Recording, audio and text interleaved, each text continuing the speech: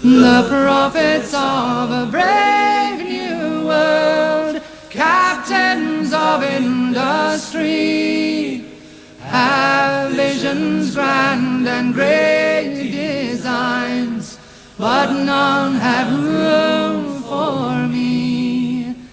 They see a world where everyone is rich and smart and young, but if I live to see such things, too late for me they come. In recent months, more than 1 million people, most of them young, have protested against a new economic order called globalization. This represents one of the greatest popular movements since the 1960s.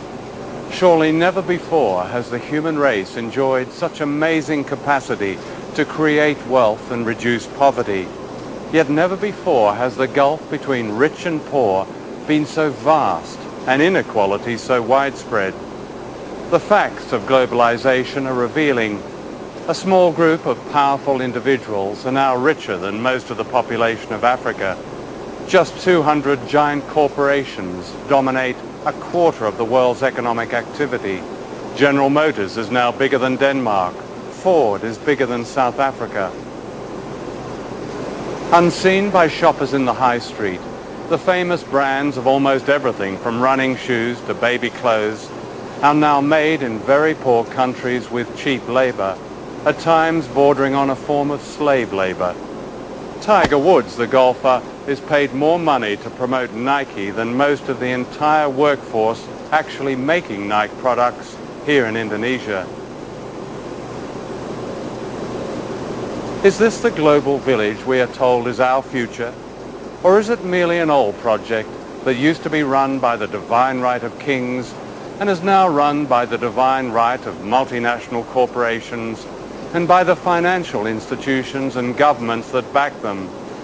This film is about these new rulers of the world, and especially their impact on one country, Indonesia.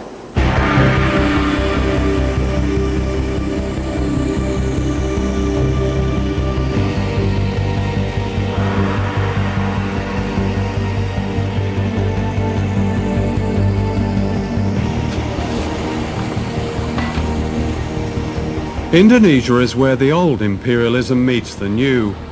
This is a country that should not be poor. It's rich in almost everything. Mountains of copper and gold, oil, timber, and the skills and labor of its people.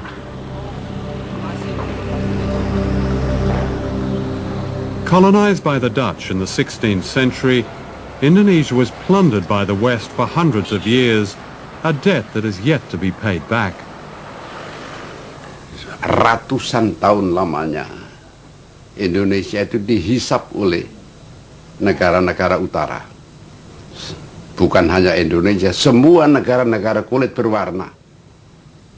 Sehingga Barat menjadi kuat, menjadi makmur, menguasai keuangan dan perdagangan sampai sekarang. Nah, sekarang didikte oleh IMF, oleh Bank Dunia. Negeri yang begini kaya diubah menjadi negara pengemis sekarang, Indonesia.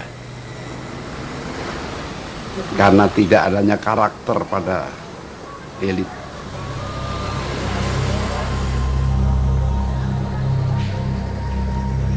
Globalization is used by its champions to suggest a coming together of people of all races, of all countries, and it will relieve poverty, it will distribute wealth. What we're actually seeing is precisely the opposite processes in train, that the poor are becoming markedly poorer, while the very wealthy are becoming staggeringly wealthy. And here are some of the staggeringly wealthy. This is a wedding in Jakarta of the Indonesian elite. Two merchant families are being united.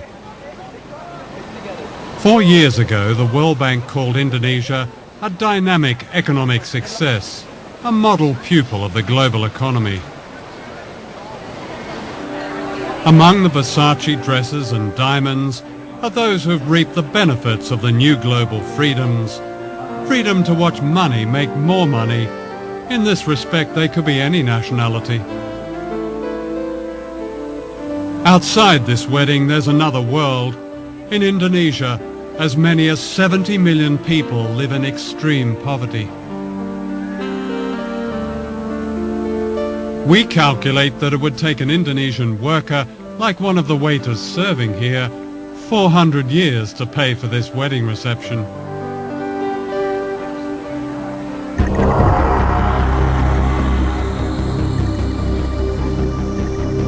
Less than 5 miles away is the backyard of the global economy, the site of the dynamic success you don't see.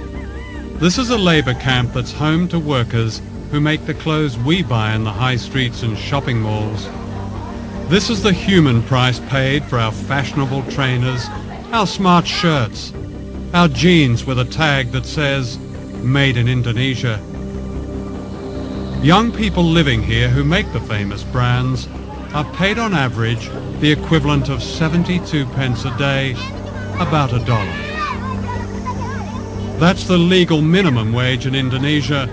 According to the Indonesian government, it's just over half a living wage.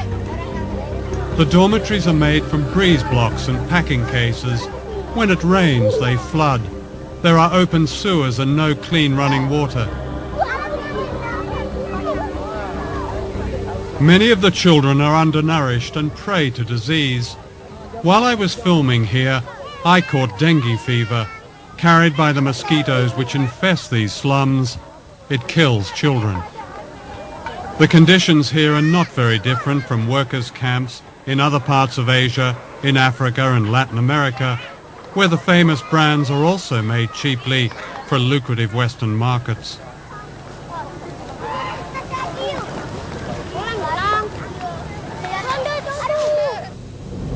And this is where they work, in what is called an economic processing zone, which means a vast area of sweatshops.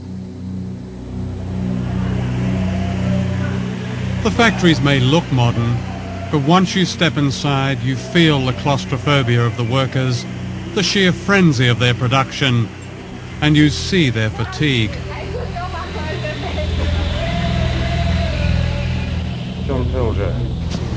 Posing as fashion buyers, we film secretly in this factory. The factories are owned by Taiwanese and Korean contractors who employ cheap labor to make the products of famous brands such as Nike, Reebok and Adidas. We looked at one famous brand, Gap. The working conditions we found are by no means the worst. So you do Gap, of course. You do lots of Gap. And I mean the quality control of Gap, I think, is excellent. In the future, we are trying... We found more than 1,000 mostly young women working crowded together under the glare of strip lighting in temperatures that can reach 40 degrees centigrade. The only air conditioning is upstairs where the bosses are. Working hours can vary and can be increased dramatically when an urgent export order has to be met.